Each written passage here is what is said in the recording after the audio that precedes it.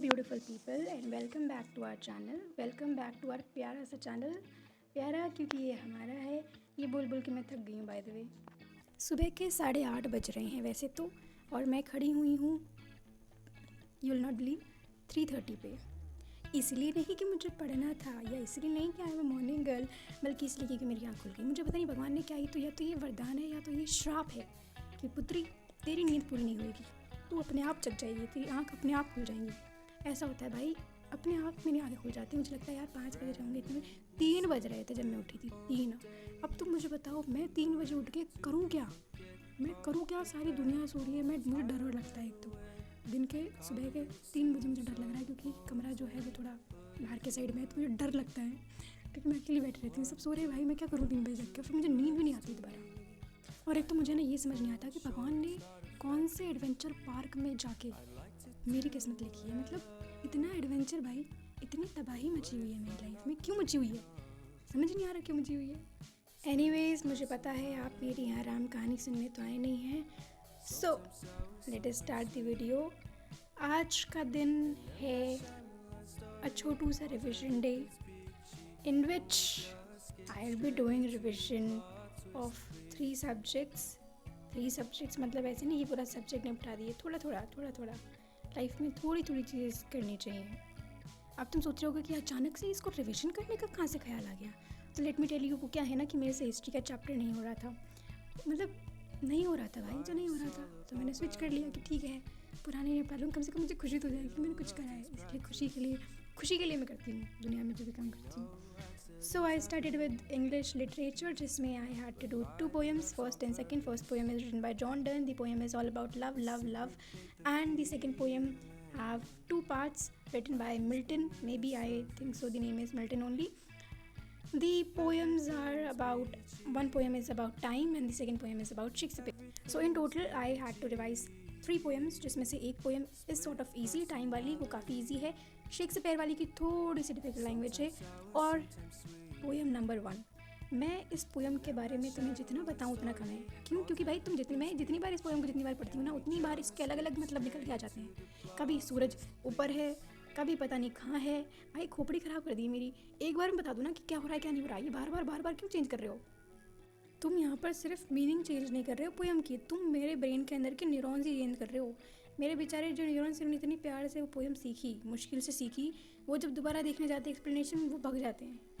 मेरे दिमाग में से न्यूरॉन भग जाते हैं, अपनी सिनेप्स सब लेके चल जाते हैं, वो वापस नहीं आते हैं फिर। कोई भी मुझे यहाँ जज नहीं करेगा कि मैंने न्यूरॉन के बारे में कुछ भी गलत बोला है। हालांकि जितना मुझे याद है, जितना मैंने 10वीं में पढ़ा था, मैंने सही बोला है, लेकिन अगर फिर भी मैंने गलत बोला है तो this is not my fault. I am not a biology student, maths की स्टूडेंट हूँ। और तुम लोग मानोगे नहीं, सिर्फ ये दो पोएम करने में मुझे पूरा दिन निकल गया। लाइक 6 बजे जाके ये पोएम हुई थी। हाँ, मतलब तुम ये नहीं कह रही कि मैं लगातार 6 बजे तक पढ़ रही थी, मैं बीच में सो गई थी। 5 नहीं, 3-4 घंटे तो लगा ही लो, 3-4 घंटे में सो गई थी। अब अगर लड़की अगर अब भगवान की बद्दुआ से 3 बजे जग रही है तो उसको बेचारी को नींद तो आएगी ना, तो वो सोएगी तो सही दिन में, इसलिए मैं सो गई। एनीवेज, ये पोएम हो गई थी तीनों हो गई थी ऑलमोस्ट। ईजी थी बीच वाली, बाकी तो थोड़ी सी थी, पर ठीक है हो गई थी जैसे तैसे। उसके बाद I thought of doing psychology. अब तो मैं यहाँ पे साइकोलॉजी किताब में पढ़ती हुई दिखूंगी नहीं, क्यों? क्योंकि मैं 6 बज रहे हैं तो मैं बाहर जा रही थी, बाहर जाके मैं पढ़ूंगी थोड़ा बहुत।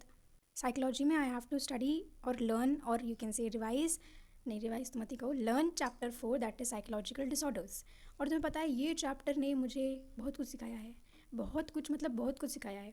हमारी साइकोलॉजी की मैम हमसे कहती हैं कि तुम साइकोलॉजी में हर चीज़ को खुद से रिलेट करके देखो, लेकिन साइकोलॉजिकल डिसऑर्डर्स को मत करके देखना। क्यों? क्योंकि बड़े खतरनाक होते हैं साइकोलॉजिकल डिसऑर्डर्स। लगते नहीं हैं, ऐसे लगते हैं नॉर्मलाइज्ड हो चुके हैं। डिप्रेशन, एंजाइटी, डिल्यूजन, आजकल लोग इन्हें बहुत ऐसे देखते हैं कि normal, but they are actually not normal. काफ़ी कॉम्प्लिकेटेड, डिफ़िकल्ट सिचुएशन हम कह सकते हैं जब डिसऑर्डर किसी को होता है तो होती है। स्पेशली कुछ डिसऑर्डर जिनके अब तक सोल्यूशंस नहीं है। सिज़ोफ्रेनिया हो गया, बहुत खतरनाक वाला साइकोलॉजिकल डिसऑर्डर है। And I would just tell you कि I am like really happy that I am studying this particular subject, specially like psychology. मुझे when I was in 10th जो पता लगता है ना कि हाँ ये सब्जेक्ट होंगे, ये चीज़ें होंगी, 11th में नया नया पता लगता है, तो I chose this subject as additional 10th में कि मुझे तो साइकोलॉजी ही लेनी है। लेकिन when I came to a new school in 11th, तो वहाँ पर थी ही नहीं, and I was so disappointed. मुझे इतना बुरा लगा था। लेकिन ऐसा होता है ना कि भगवान देता है जब छप्पर फाड़ के देता है, छप्पर फाड़ के तो नहीं दिया पर थोड़ी सी मतलब अच्छा कर दिया। साइकोलॉजी हमें मिल गई थी तो we were happy till 11th। लेकिन 12th में आने के बाद we were not happy with psychology. क्यों? क्योंकि कुछ और रीज़न थे। Anyways we I am not talking about मुझे सब्जेक्ट अच्छा नहीं लगा। मुझे इस बात की टेंशन हो रही थी कि मैं इसको बोर्ड के पेपर में कैसे दूंगी भाई। कभी ये सब्जेक्ट एकदम नया है, पहली बार ज़िंदगी में मैंने साइकोलॉजी पढ़ी है। इसके बोर्ड पेपर में अगर मैं फेल हो गई तो मेरा क्या होगा। इसकी वजह से I was fearing the subject. बाकी सब्जेक्ट बहुत अच्छा है, I just love the subject. 7 chapter हैं, हालांकि ईजी नहीं है वो 7 चैप्टर 36 के बराबर हैं, लेकिन हाँ लाइक इंटरेस्टिंग है, अच्छी है, एंड आई एम ग्रेटफुल कि मैंने ये सब्जेक्ट लिया।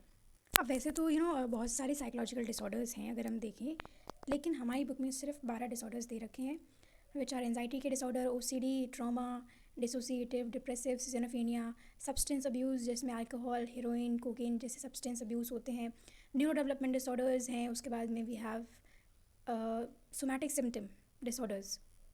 और ये जो चैप्टर है ये मैंने बुक में से नहीं किया, I was doing this from the reference book of Arihant.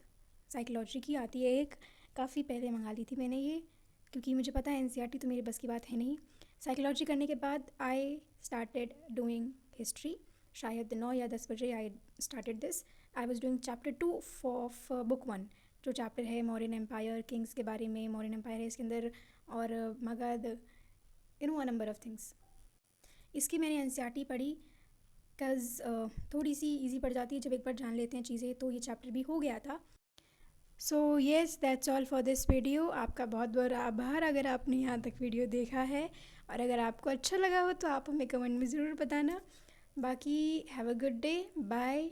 Like कर देना, शेयर भी कर देना, और सब्सक्राइब तो कर ही देना।